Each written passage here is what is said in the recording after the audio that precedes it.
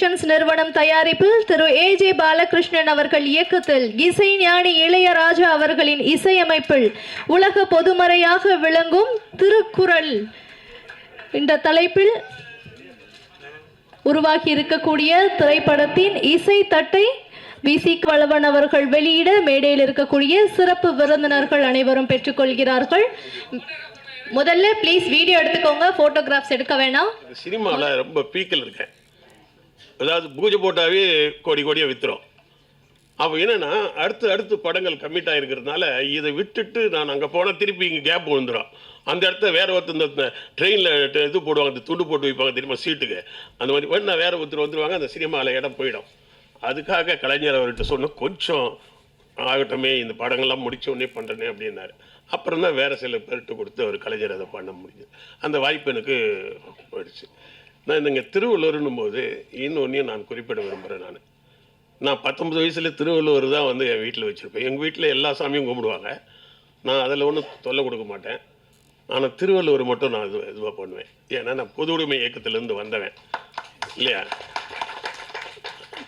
அதனால் பொது உடைமை இயக்கத்திலேருந்து வந்தவன் நான். அதாவது ஒன்று வணங்கணும், சும்மா நாத்திகனாக இருக்கக்கூடாது, ஆனால் வணங்குறது உருப்படியாக இருக்கணுன்றதுக்காக திருவள்ளுவர் வச்சுக்குவேன்.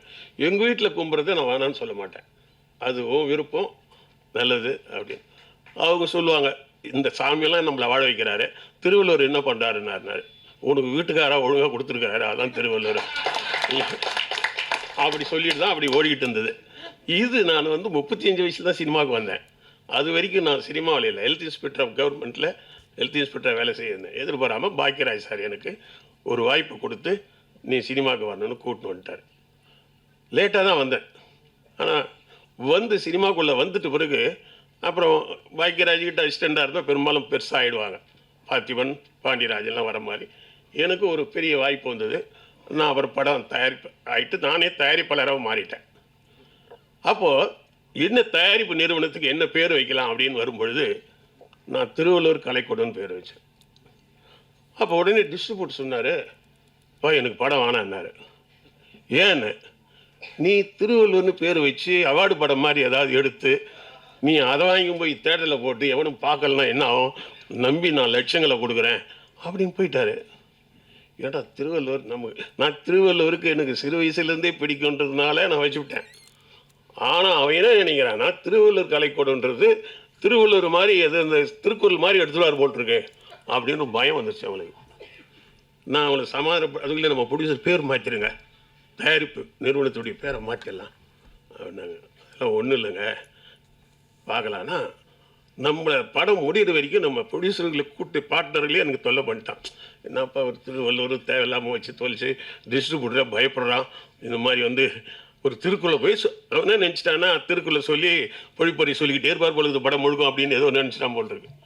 என்னடா வம்பு இருக்குது அப்படின்ட்டு படம் முடிஞ்சது, போட்டு காமிச்சேன்.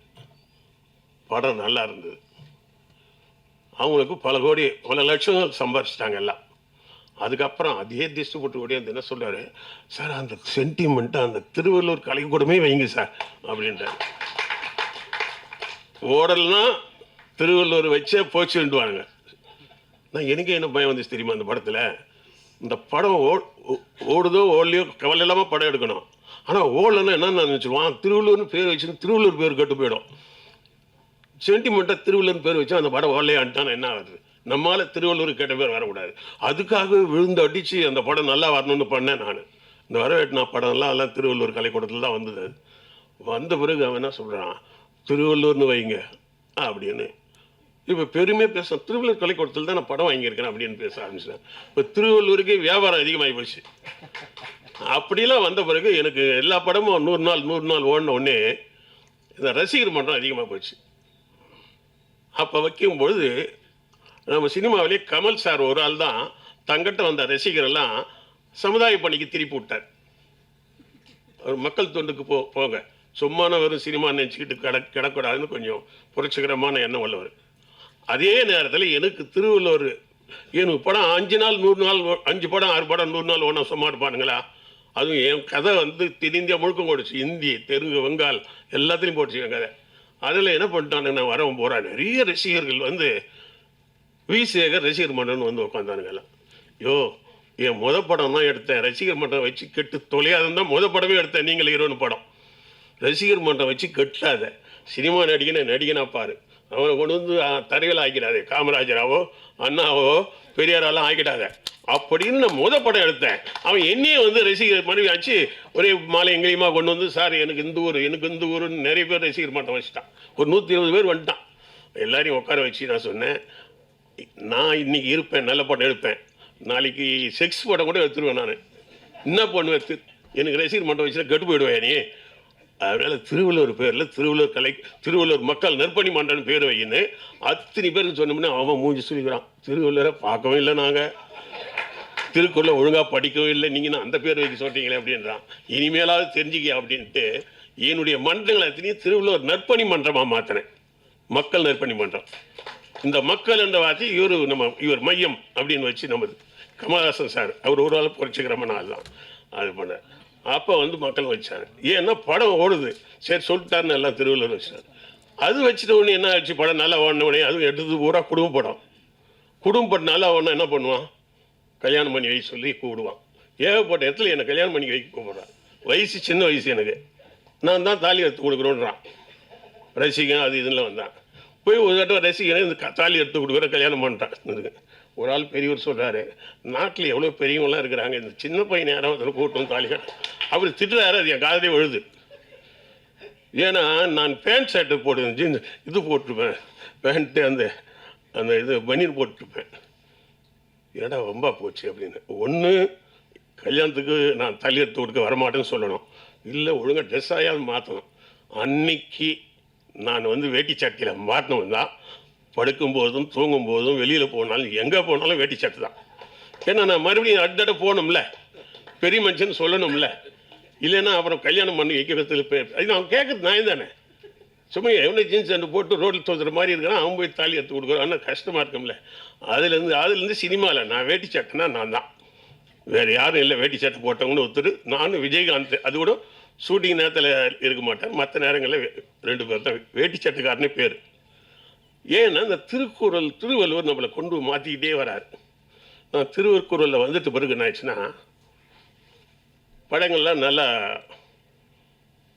ஓட ஆரம்பிக்குது. இப்போ நான் இந்த விஷயத்துக்கு வந்துடுறேன். நான் இப்போ திருவள்ளுவர் வந்து நான் ஏன் நேசித்து அந்த பேரை வச்சேன்.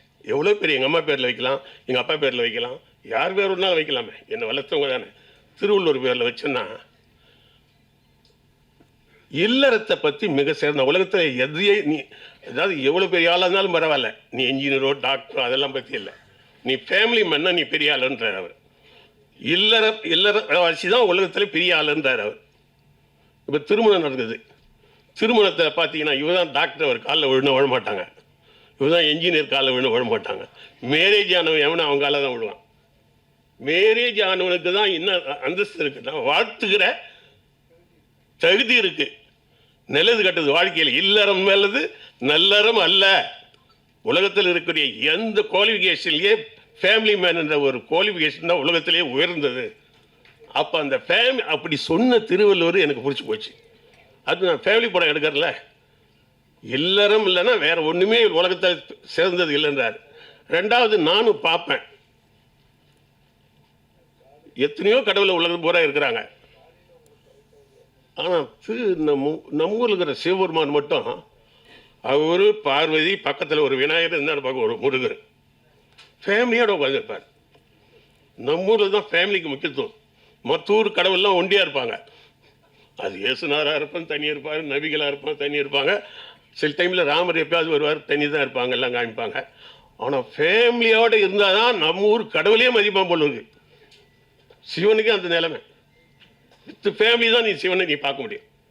அப்போது நம்ம ஊரில் வந்து ஃபேமிலிக்கு கடவுளே மரியாதை கொடுக்குறாருன்னா அப்போ நாமளை கொடுத்தாகணும்ல. அப்படித்தான் அந்த ஃபேமிலி படங்களை நான் வந்து உள்ளே கொண்டு வந்தேன். இப்போ திருவள்ளுவருக்கு இதனால தான் நான் திருவள்ளுவரை பின்பற்ற ஆரம்பித்தேன். நான் இங்கே ஒரு வார்த்தையை நான் சொல்லி முடிக்கணும். அண்ணா அவர்கள் திருவள்ளுவரை படம் எடுக்கிறாரு. ஆக்சுவலாக போய் யாருக்கெல்லாம் விழுந்து ஒரு ஹீரோக்கா பாலகிருஷ்ணனை டைரக்டர் சொல்கிறேன் நான், அவர் போய் ஏதோ ஒன்று காலை பிடிச்சி படம் பண்ணால் 4 காசு கிடைக்கும், ஒரு பேர் கிடைக்கும். அதை விட்டுட்டு அவர் காமராஜர் ஐயா பற்றி படம் எடுக்கிறாரு. அடுத்தது இது எடுக்கிறாரு. இதெல்லாம் என்ன தெரியுங்களா? காசு கொடுத்து சூனியம் வச்சுக்கிற மாதிரி. அதாவது இதை மாதிரி கஷ்டம் வெளியில் எங்கேயும் இருக்காது. எல்லாம் வாழ்த்துவான், வெளியில் போய் என்ன பேசுவான் தெரியுமா? அதெல்லாம் உருப்படாத, ஏதாவது ஒரு ஹீரோ வச்சு படம் பண்ண மாதிரி 2 ஏரியாவில் காசு சம்பாதிச்சு இங்கே வந்து சொல்லுவான் பிரமாதமாக பண்ணீங்கன்னு. இது தேராதுன்னு சொல்லி தான் வெளியில் பேசிட்டு போவான். எதிர்நீச்சு தான் போனது. ஏன்னா திருவள்ளுவரே வந்து திருக்குறள் எழுதுனதுக்காக மாலைலாம் போட்டு வரவேற்று யாரும் ஒன்றும் பண்ணலை. திருக்குறள் எழுதுனதுக்காக நாடு கடத்தப்பட்டார் திருவள்ளுவர். திருக்குறள் எழுதுனதுக்காக சேர சோழ மன்னர்கள் 3 பேருமே அவர் வந்து கைவிட்டாங்க. பிறப்பு ஒக்கும், பிறப்பில் எல்லாரும் சமன்னு சொல்லி தொலைச்சு விட்டார் அவர். அது ஒரே காரணத்துக்காக அடிச்சு வைத்தாங்க. அப்புறம் ஒரு சோழ மன்னன் கூப்பிட்டு திருவள்ளுவரை, பா உன் திருக்குறள் நான் அரங்கேற்றேன், சைவம் சிறந்ததுன்னு எழுது அப்படின்னார். ஒருத்தர் வைணவம் சிறந்ததுன்னு எழுதினார். கடவுள் வார்த்தை கூட வைணவம் சைவம் ஒரு குறிப்பிட்ட மதத்தை நான் சொல்ல மாட்டேன். சொன்னால் நீங்கள் சண்டை போட்டீங்க வைணவம் சைவம், பின்னாடி என் திருக்குறள் 2000 உடச்சிடுவீங்க. அதனால் மத அடையாளமே எந்த இருக்கக்கூடாதுன்னு சொல்லி 2000 வருஷத்துக்கு முன்னாடியே மத அடையாளம் அது அந்த 2 குறளை மாற்றியிருந்தால் தான் சோழ மன்னனே அவர் அரங்கேற்றிருப்பார். மாற்ற மாட்டேன்றார். சரி என்னையாவது புகழ்ந்து எழுதியானாரியோ, கடவுளே புகழ்ந்து எழுத மாட்டேன்னா அப்புறம் ஒன்று எங்கே புகழ்ந்து வேலையை பாருன்னா. அப்படியே அவருக்கு வந்து திருவள்ளூர் மாவட்டத்தை ஆண்டார் திருவள்ளுவர். திருவள்ளூர் மாவட்டத்தை வந்து ஆண்டவர், பிறந்தது வந்து கன்னியாகுமரி. அவர் நாட்டை பிடிங்க துவச்சி விட்டாங்க. அவர் போய் தலைமறை வாழ்க்கை வாழ்ந்து இது தெரியுங்களா, தறி இது பண்ணுவாங்களே தறி அடிக்கிற தொழில், அதில் வந்து தலைமறை வாழ்க்கையை வாழ்ந்து இந்தியா விட்டே போய் இலங்கையில் ரொம்ப நாள் வாழ்ந்த ஏலோல சிங்கன் காலத்தில் வாழ்ந்து அங்கே போய் அப்புறம் அரசியல் மாற்றம் வந்த பிறகு மதுரையில் வந்து சமண மத ஆட்சிக்கு வருது. அவங்க வந்து கொஞ்சம் சாதி இதெல்லாம் இல்லாதவங்க, மத பற்றெல்லாம் இல்லாதவங்க வந்து அப்புறம் திருக்குறள் அரங்கேற்றார். அப்போ அவர் நாடு கடத்தப்பட்டவர், வஞ்சிக்கப்பட்டவர், நாட்டை எழுந்தவர். அவங்க மனைவியில் நீங்கள் எங்கே கேட்டு பாருங்கள். நம்ம வீட்டில் 2 நாள் பிரியாணி வாங்கி கொடுக்கலாம், பொண்டாட்டி பேச மாட்டுது. ஆனால் கீழே கிடக்கிற ஒவ்வொரு சோறையும் அலசி அதை ஊசியால் குத்தி சாப்பிட்றாங்கன்னா எவ்வளோ வறுமையை, அதாவது பிச்சைக்காரனோட கொடுமையான வறுமையை சந்திச்சிருக்கார் திருவள்ளுவர். நாம் என்னன்னா திருக்குறளை பாராட்டுறது முக்கியம் இல்லை, திருவள்ளுவராக வாழறது ரொம்ப முக்கியம். இன்னைக்கு போய் இங்கே ஒரு கிறிஸ்துவ நாட்டில் போய் ஒரு முஸ்லீம் குரான் நூலை கொடுங்க, வாங்க மாட்டாங்க. ஐயா நாங்கள் கிறிஸ்டின்ஸு, ஒரு பைபிள் கொடுங்க வாங்கிக்கிறோம், குரானை வேறு யாராவது முஸ்லீம்ஸ்கிட்ட கொடுங்கன்னு வாங்க. ஒரு முஸ்லீம்கிட்ட போய் பைபிளை கையில் கொடுங்க, இதை வாங்கிக்கனா, ஐயா நாங்கள் கிறிஸ்டின்ஸ், நாங்கள் வந்து குரான்லாம் படிக்கிறதில்ல, இது அவங்ககிட்ட வந்து இது பைபிள்லாம் வந்து கிறிஸ்டின்ஸ்கிட்ட கொடுன்னுவாங்க. ஒரு இந்துக்கிட்ட போய் கொடுத்தா ஐயோ பகவத்கீதை தவிர நாங்கள் எதையுமே தொட மாட்டேன்னுவாங்க அவங்க. ஆனால் 3 பேரையும் கூப்பிட்டு ஒரே ஒரு நூலை கொடுத்தீங்கன்னா 3 பேர் வாங்குவான். அதுதான் திருக்குறள். இதை 2000 வருஷத்துக்கு முன்னாடியே ஒருத்தர் யோசனை பண்ணி வைக்கிறாரு. மத சண்டை வரும் வருங்காலத்தில், இவன் அவனுக்கு சண்டை போட்டுக்குவான். சண்டை போட்டுக்கும்போது நம்மளை 3 ஆக்கிடுவான். மத பிரச்சனையில் இந்த சிக்கலில் மாட்டக்கூடாதுன்னு எந்த மதத்தையும் உள்ளே சொல்லாமல் திருக்குறள் சொல்லியிருக்காருன்னா அவர் எவ்வளோ பெரிய ஆள். நீங்கள் இலங்கை எடுத்துங்க, புத்தர் நல்ல கருத்து சொன்னார். இந்தாண்ட பக்கம் சிவன் தான் நல்லா சொன்னார். யாழ்ப்பாணத்தில் இருக்கிறவங்கள தமிழர்கள் சிவன் அற்புதமாக சொன்னார், அன்பே சிவன் சொன்னார். 2 பேரும் அடிச்சுக்கிறானுங்களே. அந்த இயேசுநாதர் நல்லா சொன்னார் ஈரான் இஸ்ரேலில்.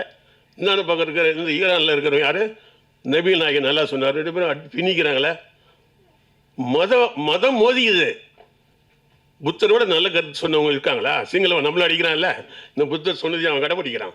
அதனால் மதம் அபின் அப்படின்னு அன்னைக்கே வந்து அது என்ன பண்ணிட்டார்னா திருவள்ளுவர் அழகான வேலையை போட்டார்.